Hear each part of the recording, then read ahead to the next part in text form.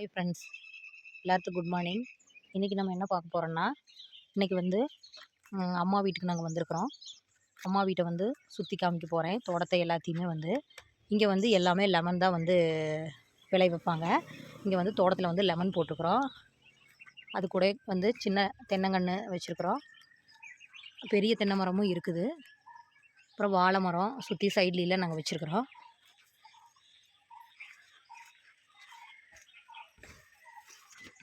அங்கங்கே வந்து நாங்கள் தென்னங்கன்று இப்போ தான் வந்து சின்ன சின்னதாக வந்து வச்சுருக்குறோம்.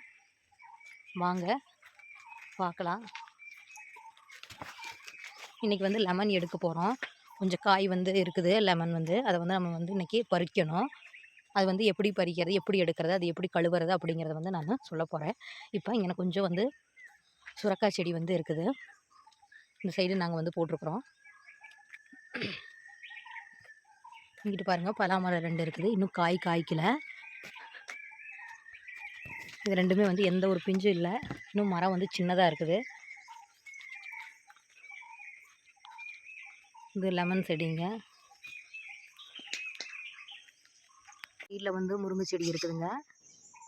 அது கீழே வந்து இன்னொரு தென்னங்கன்று வந்து நாங்கள் வச்சுருக்குறோம் பக்கத்துலேயே. பாருங்கள், லெமன் வந்து காயாக இருக்குது. பழமாக இருக்கிறது எல்லாமே வந்து கீழே பழமெல்லாம் வந்து உதிர்ந்துருக்கும்.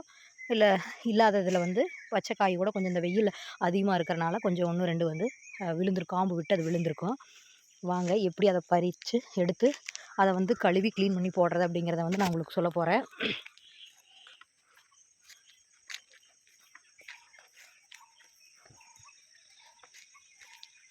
இங்கே வந்து வாழை மரம் வந்து இருக்குதுங்க. நாங்கள் அங்கங்கே வந்து சைடில் வந்து வாழை மரம் வந்து வச்சுருக்குறோம். ரொம்ப நல்லாயிருக்கும். இங்கே பாருங்கள், அது கீழேயே வந்துட்டோம்னா கீழே வந்து பார்த்தோம் அப்படின்னா வந்து பெலா மரம் இருக்குதுங்க. இது வந்து நாங்கள் வந்து விதை போட்டு இதை வந்து உண்டு பண்ணணும். இப்போ வந்து அது வந்து பிஞ்சு விட்டு பெரிய காயாகவே ஆயிடுச்சு. இன்னொரு 10 நாளில் வந்து இதை பறிக்கலாம். வாங்க கீழே போய் பார்ப்போம். இங்கே பாருங்கள், இந்த தென்னங்கன்று வந்து போன வருஷம் சின்னதாக வச்சுருந்தோம். இந்த வருஷம் வந்து பெருசாக வந்துருச்சு. இது வந்து பெரிய தென்னை மரங்கள்லாம் இருக்குது.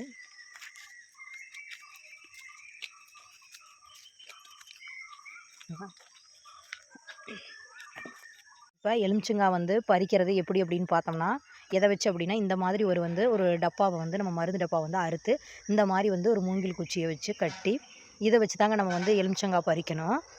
இதை வச்சு இப்படி வந்து எலுமிச்சங்காய் வந்து செடியில் இருக்கும்போது வாங்க எப்படி பறிக்கிறது அப்படிங்கிறத நான் காமிக்க போகிறேன். பாருங்கள், கருவேப்பில் செடி வந்து அழகாக இருக்குது. ரொம்ப பசுமையாகவும் நல்லா நிறையா தலையோடு வந்து ரொம்ப பெரிய இதாக நல்லா இருக்குது, கொள்ளுன்னு. பாருங்கள் ஃப்ரெண்ட்ஸ், இங்கே இருக்கிற எலுமிச்சை பழத்தையெல்லாம் அம்மா வந்து பறிச்சிட்டாங்க. வாங்க நம்ம மேலே போய் வந்து பார்க்கலாம். பாருங்கள், தென்னை மரம் இப்போ தான் வந்து இன்னும் வந்து இதில் காய் இல்லைங்க. அந்த தென்னை மரத்தில் வந்து 2 காய் விட்டுருக்குதுங்க. ரொம்ப நல்லா இருக்குது. சின்ன மரத்துலேயே வந்து 2 காய் இருக்கிறத பார்க்க நல்லா இருக்குது.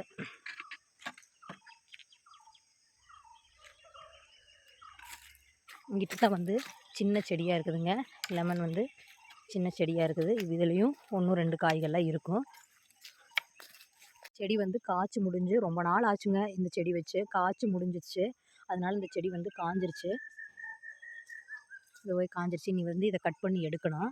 இப்போ வந்து கீழே வந்து நீரோடை மாதிரி இருக்குதுங்க. மழை பெஞ்சால் இதில் வந்து தண்ணி போகும்.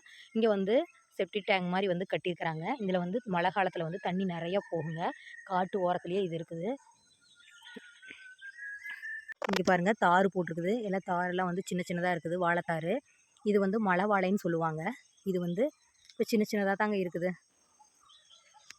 வந்து நகாப்பழம் சாப்பிட்டுக்கிறீங்களா? இது வந்து நகா மரம்னு சொல்லுவாங்க. இப்போ தான் வந்து இதுக்கு ஓரளவுக்கு வந்து வளர்ந்து வந்திருக்குது, இவ்வளோ வளர்த்தியாக. அதுக்கு பக்கத்துலேயே நாங்கள் வந்து முருங்கை மரம் வந்து வச்சுருக்குறோம். இப்போ தாங்க தளைஞ்சு இது வந்திருக்குது. அது கீழே வந்து சீமப்புல் வந்து மாட்டுக்காக வந்து நாங்கள் போட்டிருக்குறோம். கீழேலாம் வந்து இது வந்து மாட்டுக்காக இந்த சீமப்புல்லெல்லாம் வந்து நாங்கள் நட்டு வச்சுருக்குறோம். இப்போ செடிக்கு 3 காய் 4 காய் அப்படி இருக்குங்க. அதே மாதிரி நல்லா பிடிச்சிருக்கிற மரத்தில் வந்து நல்லா காய் இருக்கும் அப்படிங்கிறதுல வந்து நிறைய விழுந்திருக்கு.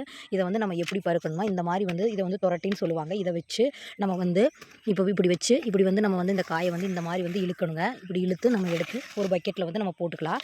வீட்டுக்கு கொண்டு போய் இதை வந்து தண்ணியில் போட்டு நம்ம வந்து கழுவணுங்க. இப்படி இதே மாதிரி தாங்க இழுக்கணும். இந்த இதை வச்சு தான் நம்ம வந்து கீழே இருக்கிற காய்களையெல்லாம் வந்து நம்ம இப்படி இழுக்கணும். அப்படியே மரத்தில் அப்படி இருக்குதுன்னா நம்ம வந்து இதை வச்சு இப்படி வந்து இந்த மாதிரி பிடுங்கி இப்படி எடுத்து போட்டு நம்ம வந்து இதை எடுத்து வந்து பக்கெட்டில் எடுத்து போட்டுக்கணுங்க. இதே மாதிரி தான் இருக்கிற காய்களை எல்லாம் வந்து நம்ம பறிக்கணுங்க.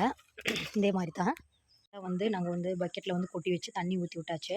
இப்போ வந்து இதெல்லாம் வந்து நம்ம கழுவிட்டு இதை வந்து சொத்த காய் தனியாக நல்ல காய் தனியாக வந்து பிரித்து போடணும். அது வந்து அதுக்கு வந்து ஒரு இந்த மாதிரி ஒரு பெட்டி எடுத்துக்கணும். இப்போ கொஞ்சமாக புள்ளி இருக்கிறது அப்படிங்கிற மாதிரி இந்த மாதிரி ஒரு மாதிரி இருக்கிறதெல்லாம் வந்து ஒரு தக்காளி பெட்டியில் இது தனியாக போட்டுக்கணும்.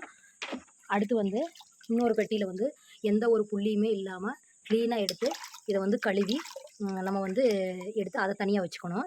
தனியாக வச்சு ஃபேன் போட்டு நல்லா காய வச்சுக்கணும்.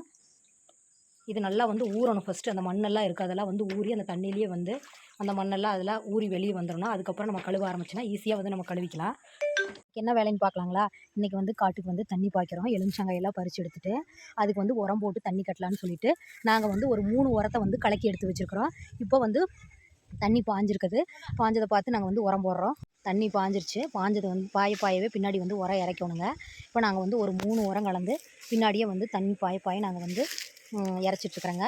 அம்மா வந்து பெரிய செடிக்கு வந்து 1 டப்பாவும் சின்ன செடிக்காக இருக்கிறதா 1/2 டப்பா வந்து நாங்கள் வந்து உரம் வந்து இறைச்சிட்ருக்குறோம்.